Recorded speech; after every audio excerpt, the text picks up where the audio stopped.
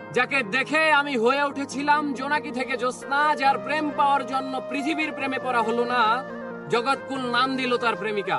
তাকে দেখার পর চাঁদ, ফুল কিংবা প্রজাপতিকেও সুন্দর মনে হয়নি। তাকে ভালোবাসবো বলে অন্য কাউকে ভালোবাসিনি, তবে সে হয়নি আমার অর্ধাঙ্গিনী। আহ, কি ছিল তার মহিমা! জগৎকুল নাম দিয়েছিল তার প্রেমিকা। সে তো হারায়নি, বরং আমি হারিয়েছি আমায়। সে বলেছিল ভালোবেসে পাল্টে দেব তোমায় বিচ্ছেদের জামানায়।